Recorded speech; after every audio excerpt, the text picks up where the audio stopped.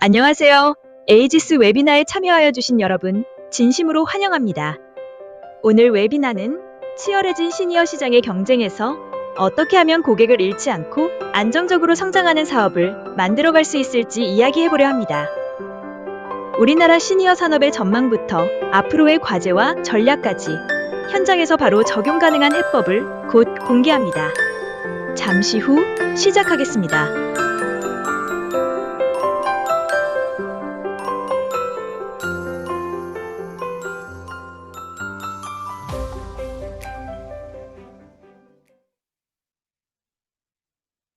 네, 안녕하세요. 잘 들리고 잘 보이시죠? 혹시 중간에 잘 안 들리거나 잘 안 보이시면 채팅창으로 남겨주시면 저희가 확인해서 추가 안내 드릴 수 있도록 할게요. 저는 한 10년 좀 넘게 마케팅을 진행을 해왔고요. 그리고 이제 케어닥이랑 한국시니어연구소, 스마일 시니어가 더 익숙하신 분들도 있을 텐데, 거기에서 이제 사업하고 마케팅을 좀 진행을 했어요. 그래서 나름 이제 한 7, 8년 동안 이 시니어 시장에서 좀 오랫동안 이 산업이나 혹은 여기에서 어떻게 브랜딩하고 마케팅 할까를 좀 오랫동안 고민을 해왔는데, 이번 웨비나를 통해서 이렇게 센터장님들이나 혹은 예비 창업자분들 모시고 또 나눌 수 있게 되어서 매우 반갑고 기쁘게 생각합니다. 그 앞에서는 이제 전반적으로 시니어 시장에 대한 변화를 좀 이야기 드렸어요. 그래서 제가 좀 이야기 드릴 거는 이제 우리가 가장 잘 알고 있는 방문요양하고 주간보호센터에 대해서, 그리고 이러한 상황에서 방문요양센터가 어떠한 전략을 좀 가져가면 좋을지에 대해서 좀 이야기를 드리려고 해요. 그래서 아마 다들 잘 아시겠지만 주간보호센터하고 방문요양센터는 차이점이 있어요. 주간보호센터는 이제 다대일로 돌봄을 제공을 하죠. 그리고 하나의 공간이 있으면 그 공간에 이제 어르신들이 와서 돌봄을 받는 형태고요. 이제 반면에 방문요양센터는 1대1로 집중 케어가 가능하죠. 그리고 요양보호사 선생님들이나 사회복지 선생님들이 집으로 가서 케어를 제공합니다.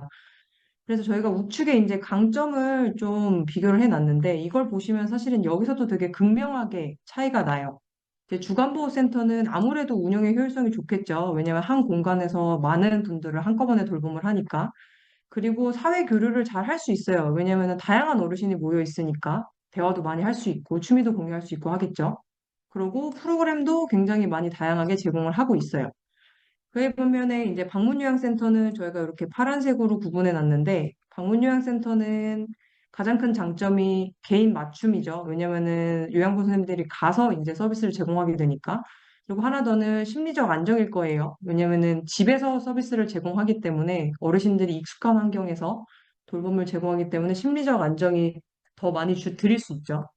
그래서 이렇게 사실 이 오른쪽에 있는 육각형의 이 표만 보더라도 이 두 개의 서비스는 되게 많이 큰 차이점을 보여요.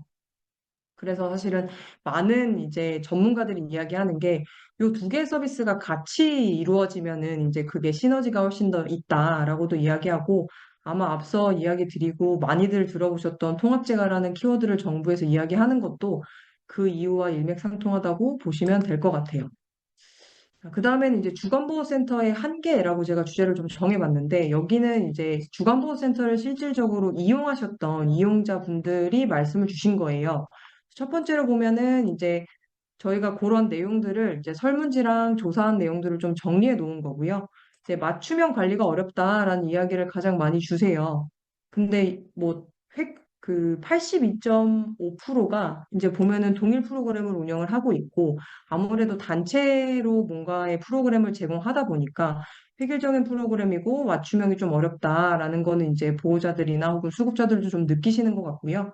그리고 두 번째는 이제 재활이나 인지 프로그램이 조금 전문성이 떨어진다라는 이야기 주셨고, 이제 뭐 재활 같은 경우에도 사실은 뭐 수술을 하신 경우나 아니면은 뭐 파킨슨에도 뭐 초기나 중기나 이거에 따라서 사실은 재활이 좀 다르게 진행이 되어야 하고, 인지도 아예 경도인지 장애이시거나 아니면 치매가 좀 진행된 경우에 대응하는 방법이나 그들을 위한 프로그램도 좀 다 달라야 하는데, 실질적으로 9.4% 정도가 재활 서비스가 부족하다라고 느끼는 거 보면은 이것 또한 좀 한계가 있었던 것 같아요.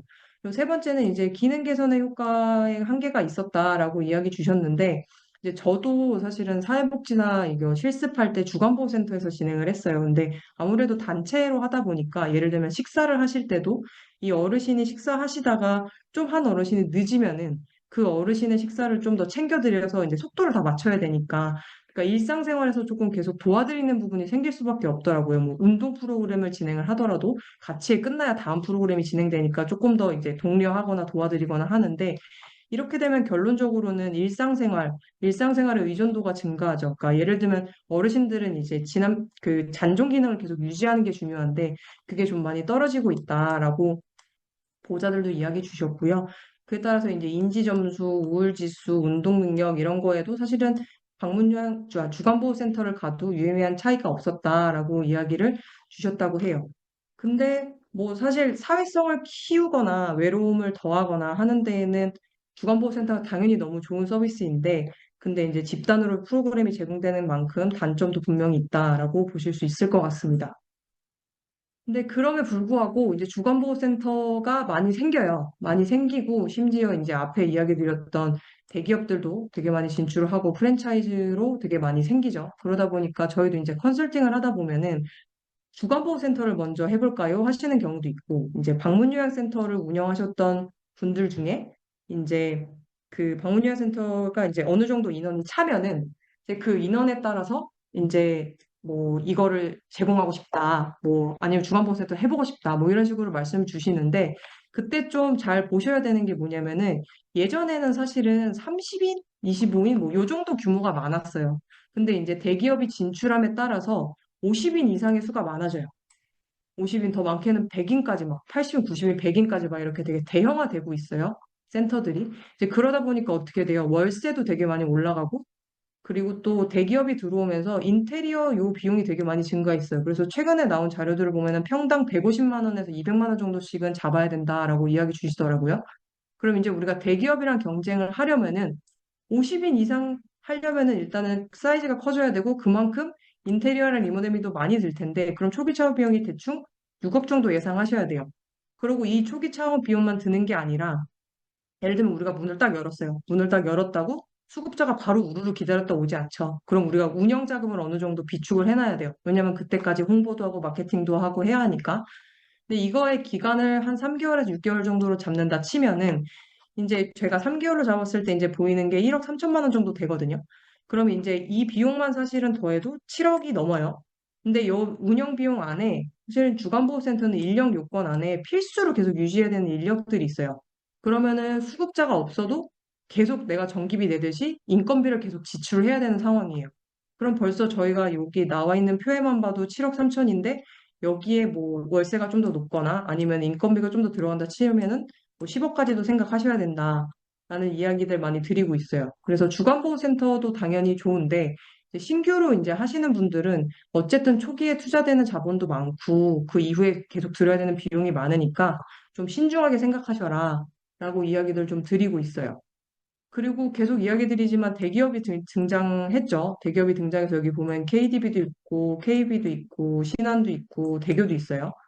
여기가 들어오면은 두 번째로 가장 크게 달라지는 게 뭐냐면 이들이 마케팅이랑 홍보에 비용을 되게 많이 써요. 앞서서도 이야기 잠깐 드렸지만 이 대기업들은 들어왔을 때 사실은 이 주간보호센터만 보고 들어오는 게 절대 아닐 거거든요.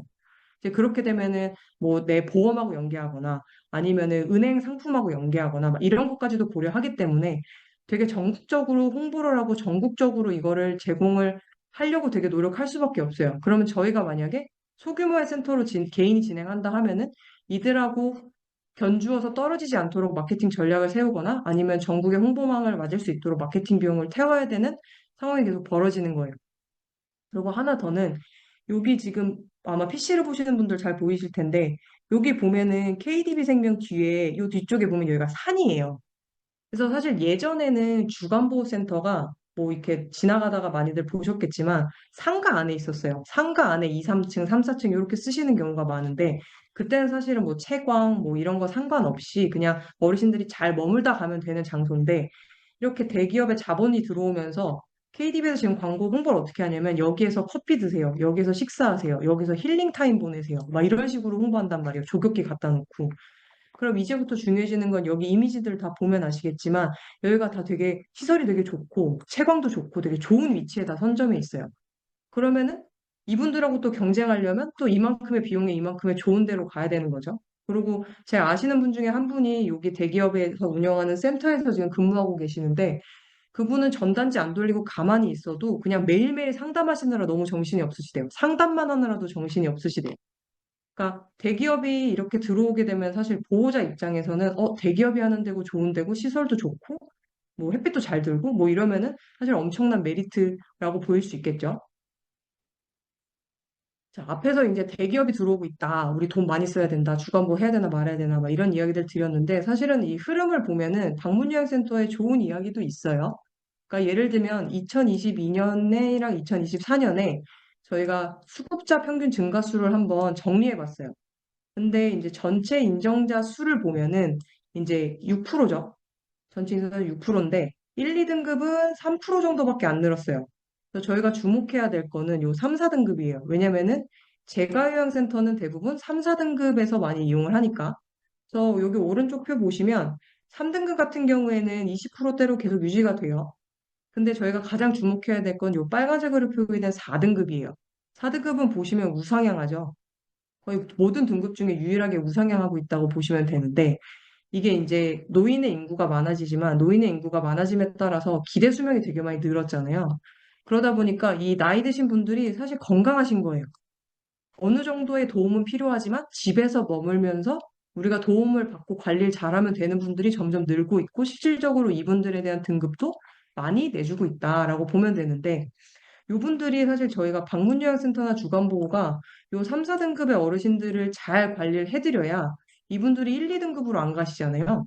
사실 이분들이 1, 2등급으로 가시면 우리 다 알고 있지만 요양원이나 요양병원에 이제 들어가시게 돼요. 그러면 집에서 서비스 더 이상 못 받으시죠. 그래서 제가 서비스를 제공하는 분들은 모두 다 여기를 잘 유지하는 데 집중을 해야 된다라는 거 한 번 더 이야기 드리고요. 요 표는 이제 3등급하고 4등급 저희가 비교해 놓은 거예요. 3등급하고 4등급 비교해 놓은 건데, 뭐, 아시는 분들은 대부분 다 아시겠지만, 3등급이 조금 더 도움이 많이 필요하죠. 4등급은 부분적 도움이 필요하고, 3등급은 광범위하게 도움이 필요하고, 치매도 4등급은 좀 경증인 반면에, 3등급은 조금 더 진행됐고, 우울감이나 판단력 저하도 훨씬 더 이렇게 퍼센트가 높죠. 근데 제가 아까 앞에 이야기 드린 거는 4등급이에요. 4등급에 우리 집중하셔야 된다라고 이야기 드렸는데, 왜냐면 4등급도 실제로 늘고 있으니까. 그러면 방문요양센터에서 이걸 어떻게 활용하면 좋으냐면, 제일 앞에 이야기 드린 대로 방문요양센터의 가장 큰 장점은 1대1로 맞춤형 케어가 가능하다는 거예요. 관리가 가능하다는 거죠. 그러면 보호자분들한테 이야기 드릴 때, 요 4등급 어르신 지금 관리 잘 하시면은 3등급으로 늦게 가실 수 있고, 집에서 좀 더 머무실 수 있고, 그러면은 간병비고 병원비고 케어해야 되는 시간이고 이런 거 다 줄일 수 있다라는 식의 이제 홍보 메시지를 실질적으로 드리면 사실 보호자 입장에서는 그래? 하실 수 있겠죠. 그리고 조금 더 방문요양센터를 이용해야 되는 이유가 되기도 할 거예요. 근데 뭐 그럼에 불구하고 이분들이 좀 뭐 주간보호센터도 많이 생기고 대형화 되니까 좋은 데 많으니까 나 주간보호도 가고 싶어라고 하면은 사실 주간보호도 이용하고 방문요양도 이용하시는 것도 가능하겠죠. 그래서 저희가 예로 이거를 만들어 본 건데, 이제 방문요양센터랑 주간보호센터의 하루를 이제 구성을 해본 거예요. 근데 이게 하루일 수도 있고, 월수금으로 나뉠 수도 있어요. 근데 뭐 예를 들면, 방문요양센터를 뭐 월수금을 이용을 해요. 보호자들한테 설명을 할 때.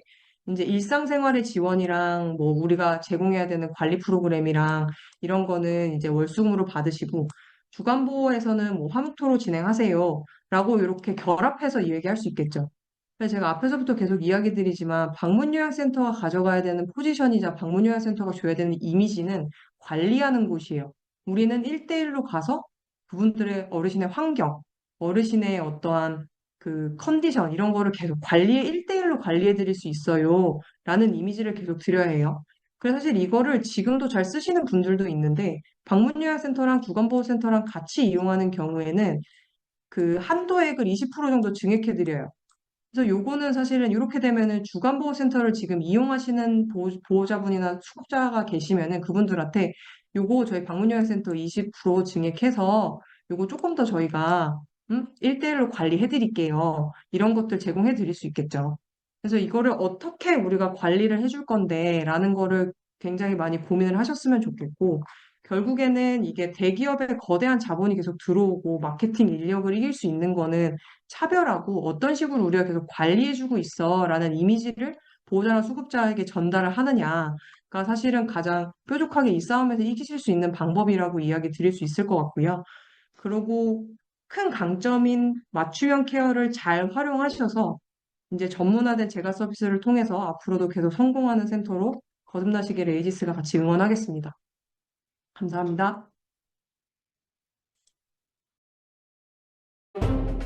오늘 에이지스가 마련한 웨비나는 여기까지였습니다. 여러분께 조금이나마 도움이 되었다면 기쁘겠습니다.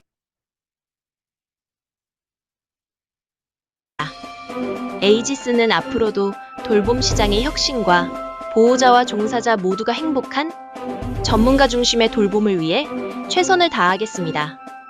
계속해서 많은 관심과 응원 부탁드립니다. 저는 AI 사회자 민지였습니다. 감사합니다.